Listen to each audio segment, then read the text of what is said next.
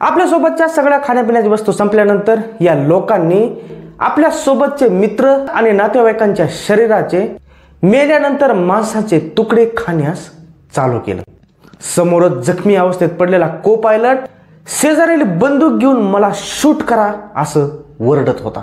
आणि अशाही अवस्थेत एका 2 व्यक्तींनी वारा, बर्फ, थंडी, पाऊस याचा सामना करत 60 किलोमीटर अंतर जाऊन आपल्या सहप्रवाशांची कशी सुटका केली।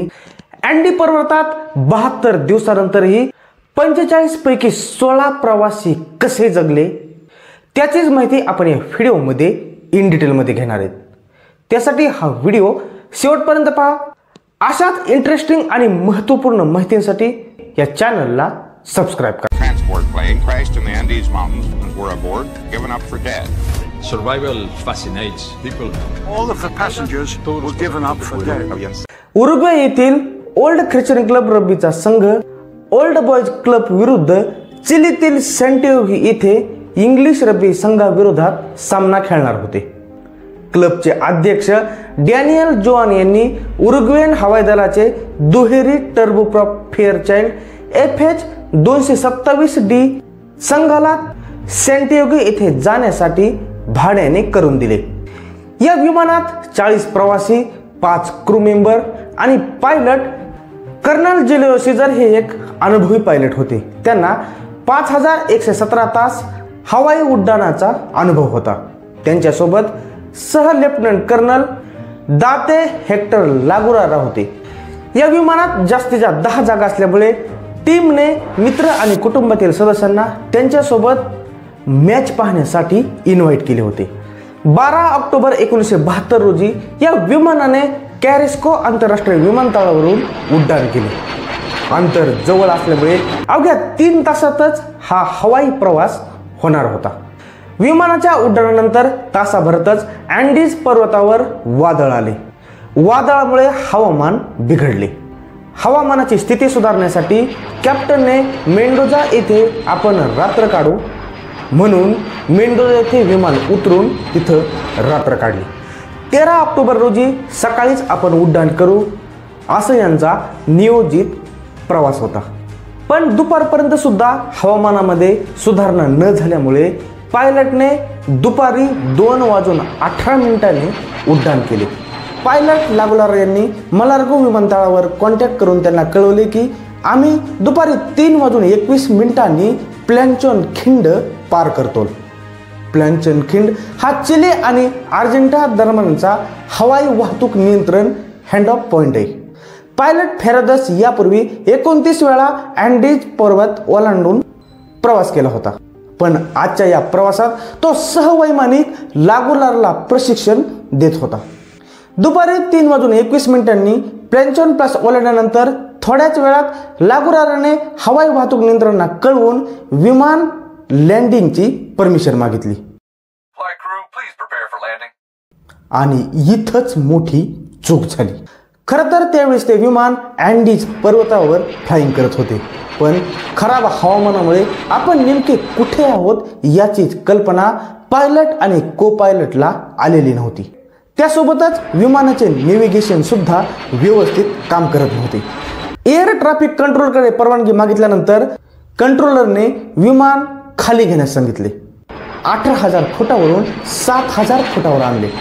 खराब हवामानामुळे पुढचे व्यवस्थित दिसत नसले तरी पाठीमागील प्रवाशांना मात्र खिडकीतून अँडीज पर्वत रांगातच उडत असल्याचं समजून आलं आणि त्यावर ते हसी मजाक करू लागले। विमान हळूहळू पुढे सरकत होते। तेवढ्यात पायलटला समोर एक काळा खडक दिसला। संपूर्ण ताकद लावून पायलटने विमान वर नेण्याचा प्रयत्न केला। यावेळी विमानाची एअर कॅबिन वर झाली, पण पाठीमागचा भाग खडकाला लागून तो तुटला। एक मोठा झटका बसला आणि प्रवासामध्ये एकच कल्लोळ उडाला। यानंतरही पायलटने ते विमान आणखी उंचीवर नेण्याचा प्रयत्न केला, पण या प्रयत्नात विमानाचा लेफ्ट विंग आणखी एका मोठ्या पर्वताच्या भागावर आदळल्यामुळे तो तुटून पडला आणि या धक्क्याने विमानातून 45 पैकी 9 प्रवासी उडून बाजूला गेले। काही समजण्याच्या आत ते विमान 750 फूट बर्फाळ भागावरून घसरत एका मोठ्या खडकाला जाऊन धडकल्यानंतर समोरचा विमानाचा पुढचा भाग डॅमेज झाला. या धडकेने कॉकपिटचा चुराडा झाला आणि विमानातली सगळी सीट अस्ताव्यस्त तुटून पडले. जेव्हा फ्यूजलेस स्नोबॅग्स आदळला तेव्हा उरलेल्या जागा मजल्यापासून निसटून प्रवाशांना पुढे जाणाऱ्या ब्लॅकहेडच्या विरुद्ध दाबून टाकले.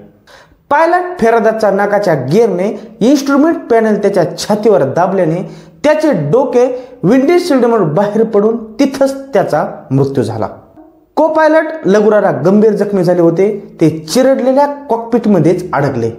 त्यांनी एका प्रवाशाला त्यांची पिस्तूल शोधून स्वतःवर गोळ्या झाडायला सांगितल्या, परंतु प्रवाशांनी असं करण्यास नकार दिला आणि दुसऱ्या दिवशी लगुरारा या को पायलटचा मृत्यू झाला.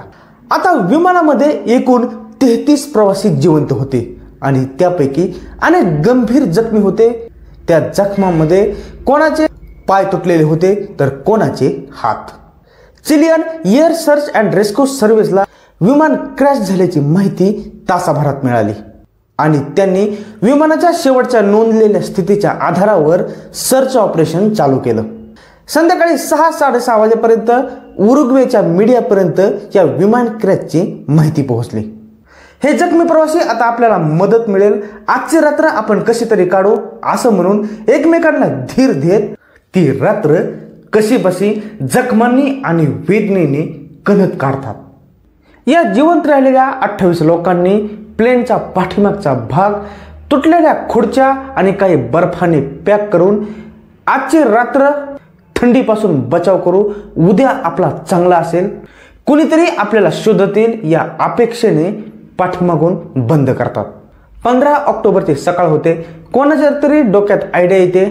ते विमानातील सगळ्या महिलांची लिपस्टिक काढून प्लेनवर SOS अशी मदतीसाठी अक्षरे लिहिण्याचा प्रयत्न करतात, पण त्यांचं फक्त S अक्षर तयार करण्यातच लिपस्टिक संपून जाते. वरून मदतीसाठी येणारे हेलिकॉप्टर आणि विमान घिरट्या घालत असतात, पण त्यांना खाली बर्फातील पांढऱ्या रंगाचे क्रॅश विमान दिसत नाही. आपल्याकडे या शोधकार्य करणाऱ्या विमानाचं लक्ष जावं यासाठी ते पुन्हा एकदा डोकं लावून आपल्या जवळच्या सुटकेसमध्ये एक सेप बर्फावर बनवतात. पण अनफॉर्च्युनेटली याकडेही या शोधकार्य करणाऱ्या विमानाचं लक्ष जात नाही आणि यानंतर मग सुरू होतो जीवन मारण्याचा संघर्ष, ज्याची इंसानी जगतात आपण कल्पना सुद्धा करू शकणार नाही. शोधकार्यात असलेले विमाने 9 दिवसाच्या शोधानंतर शोध मोहीम थांबवली जाते. यानंतर रग्बी संघाचा कर्णधार मार्सेलो पेरेझ याने नेतृत्वाची भूमिका घेतली. 4 दिवसानंतर त्यांना विमानाच्या 2 आसनामध्ये एक छोटा AM ट्रान्झिस्टर रेडिओ जाम झालेला आढळला. रॉय हार्लेने विमानातून विद्युत तार वापरून एक लांब अँटेना तयार केला आणि त्या रेडिओवरूनच त्यांनी शोध मोहीम थांबली असल्याची बातमी ऐकली. रॉयच्या आजूबाजूला जमा झालेले इतर लोक ही बातमी ऐकून रडायला लागले आणि प्रार्थना करू लागले. आता बाहेरून शोध मोहीम थांबल्यानंतर आपल्यालाच काहीतरी करावे लागणार याची सगळ्यांना कल्पना आली. आता ते जिवंत लोक होते, त्यांच्याकडे खाण्यासाठी फारच कमी अन्न उरलेले होते. त्यांच्याकडे 8 चॉकलेट, जामच्या 3 बरण्या, शिंपल्याचं 1 टीन, बदामाचं 1 टीन, काही खजूर, काही मिठाई, काही वाळलेल्या प्लम्स आणि वाईनच्या 5-6 बाटल्या होत्या. आता या टीमने एकमेकांना आधार देत त्यांच्या जवळतील सगळं खाण्याचं सामान एकत्र करून प्रत्येकाला थोड्या थोड्या प्रमाणात दररोज देण्यास चालू केलं. तेही फक्त जिवंत राहू एवढंच.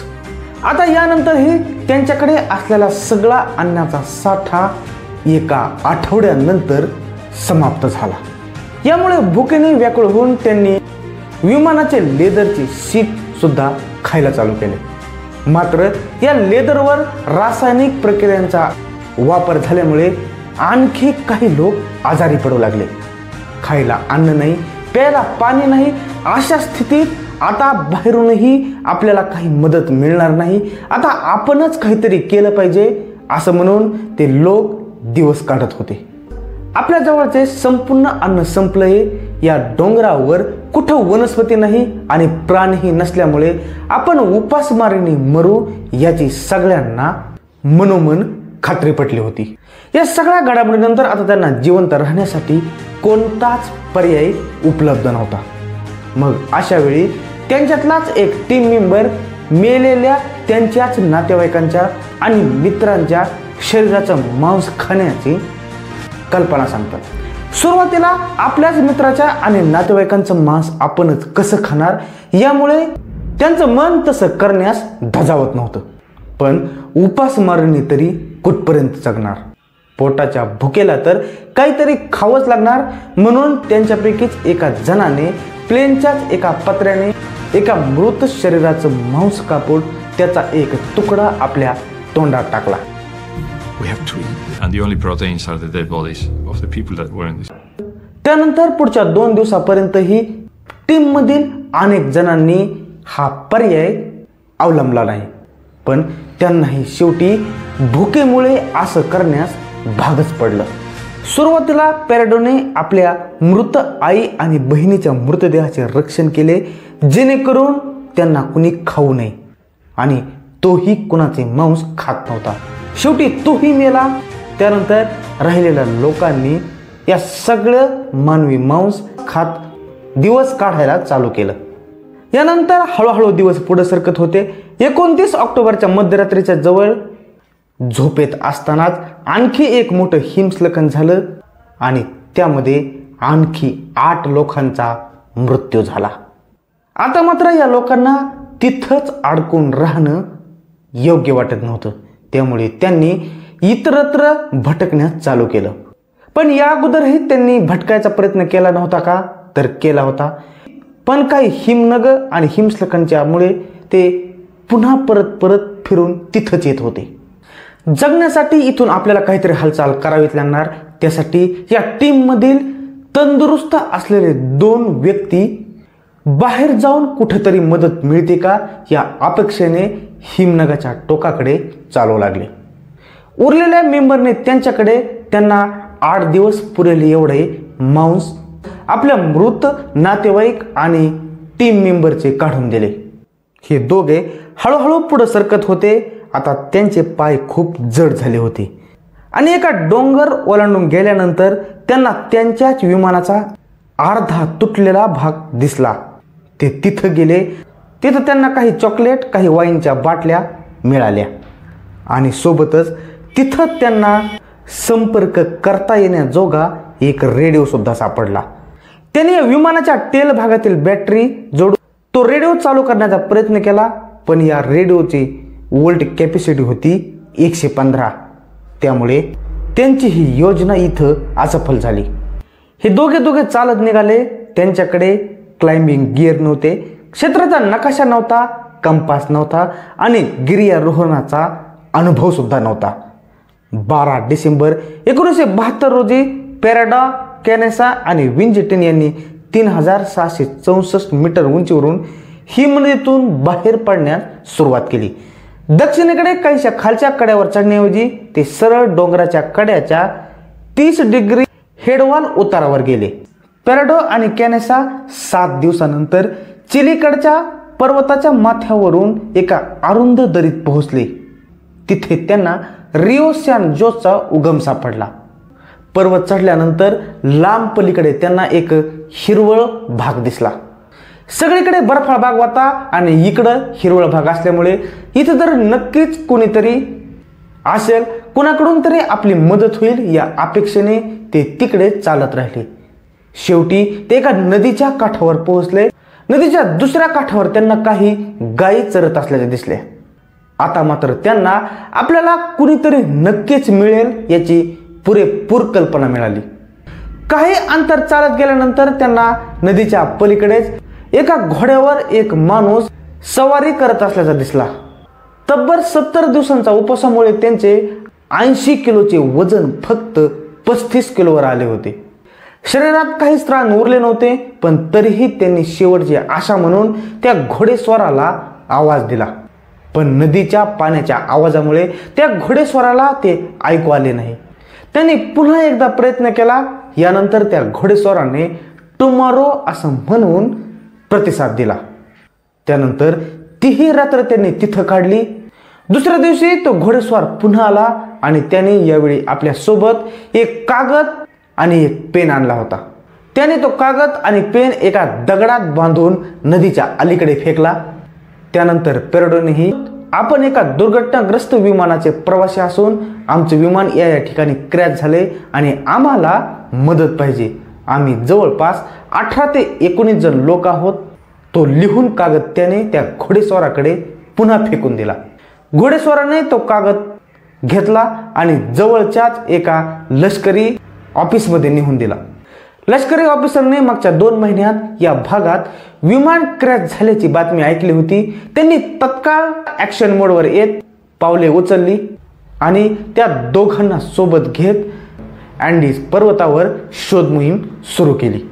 काही वेळातच या दोघांनी अपघातग्रस्त ठिकाण दाखवून दिले आणि अशा प्रकारे तब्बल 71 दिवसानंतर 16 अपघातग्रस्त प्रवाशांची सुटका झाली.